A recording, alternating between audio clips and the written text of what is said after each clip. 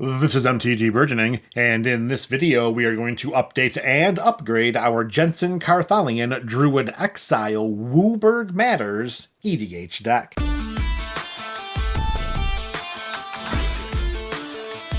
Thank you for joining us for another installment of the Up and Up series. Today we are updating and upgrading Jenson Carthalion. We have all things WUBRG going on in this deck, and you can look in the description below for a link to this build's deck tech. You can also click on the link to the most up-to-the-minute deck list, and also you can find a link in the description below for this build's video primer series, where you can see the evolution of this Jenson Carthalion deck unfold before your eyes. Today we got 3 cards going in and 3 cards going out, and we are going to put a little bit of a sub-theme into this WUBRG build for the purposes of making it a little more synergistic and powerful. Right now, all things WUBRG are tied to this build. After this installment of the Up and Up series, however, it's going to be a little deeper than that. We'll get to that with each card we put in here. All right, the first new card going in, it is Moraphin the Boundless. Here we have the oh-so-famous legendary shapeshifter of 6/6 for 7 generic mana. It is a changeling, which means it's every creature type. And as Moraphin comes into play, we choose a creature type, and spells of the chosen type we cast cost WUBRG less to cast. This effect reduces only the amount of colored mana we pay, and other creatures we control of the chosen type get +1/+1. Right off the bat, if you're familiar with this build, you're thinking to yourself, well, Slivers is the one creature type that's most represented in the 99 of this deck, and you are correct. After this video is over, it's still going to be the same, but it's going to be a little more diversification as it comes to how we're going to build out the changeling theme of this deck. Not main theme, of course. This is our little sub-theme. Moraphin is the first piece of that to happen. It'll all make sense when we get to the end of the video.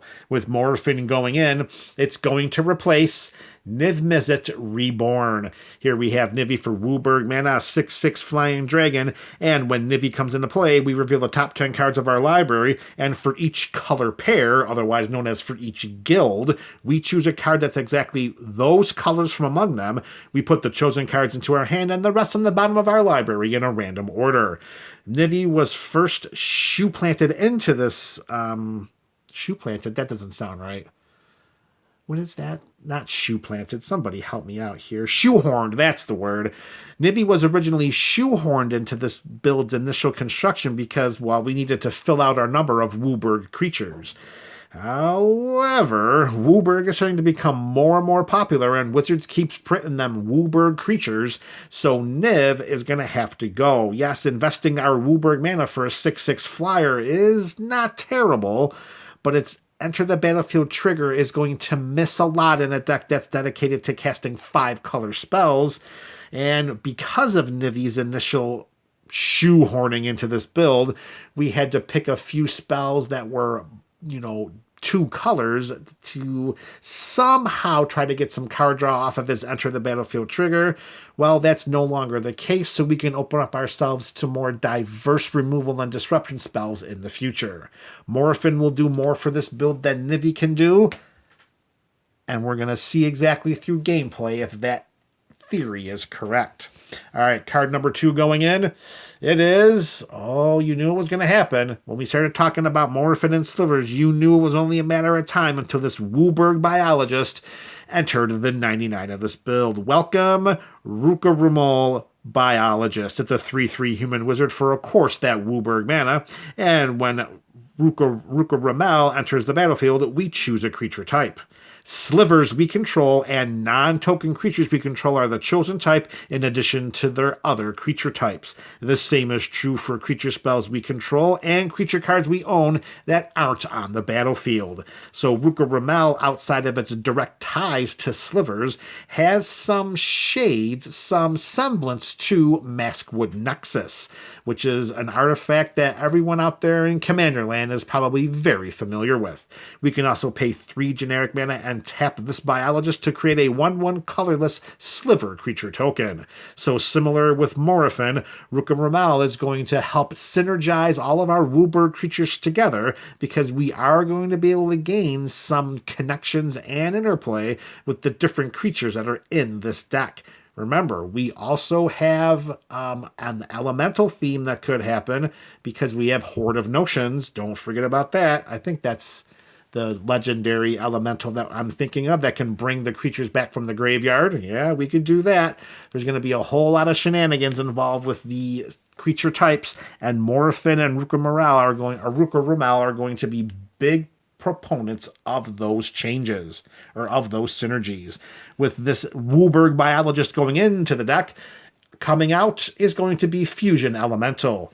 This one's elemental, not to be too punny, but we got a WUBRG creature for 8/8. It's a vanilla WUBRG creature. It does nothing else but provide a big body on the battlefield. It was only a matter of time until this was going to be supplanted by something that had the same mana value but did so much more, and that definitely is Ruka Ramal.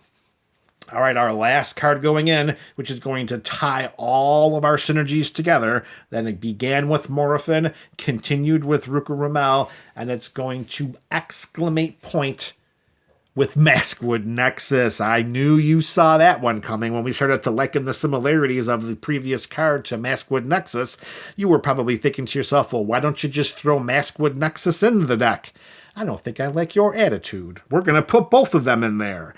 Maskwood Nexus, a generic mana of 4 for its mana value, and creatures we control are every creature type. The same is true for creature cards we control and creature cards we own that aren't on the battlefield. Pay 3 mana, tap the Nexus, create a 2/2 blue shapeshifter creature token with Changeling. So this little side Changeling theme that we're going to include here in the WUBRG deck is going to help us synergize amongst the different WUBRG tribes that are residing in the 99, just to make the deck even stronger. So with the Maskwood Nexus coming in order to do that, coming out is Jenson Carthalion. I like the idea of Jenson. I like the idea of a WUBRG Planeswalker. I'm just not in love with the somewhat underpowered abilities that Jared shares. Not Jenson, Jared Carthalion. I mean, the +1 creates a Kavu that's all colors. The -3, we can choose up to 1 target creature, and then for each of them, choose up to 2 target creatures, and then for each of them, we put a number of +1/+1 counters on that. So we could, in effect, put 5 +1/+1 counters on 2 different creatures, and then we can return a multicolored card from our graveyard to our hand, but that's for 6 loyalty counters, and if we do that, we can only draw a card and create 2 treasure tokens. Like, that just doesn't seem enough for trying to keep Jared alive on our side of the battlefield. So, not in a vacuum, in this type of build, Maskwood Nexus is going to do more for us than Jared is, even though Jared does fit that WUBRG theme. All right, there you have it, MTG BC. A few more changes going into Jenson Carthalion. You let me know your thoughts about these changes in the comments section below. This is MTG Burgeoning, a channel for all things Magic.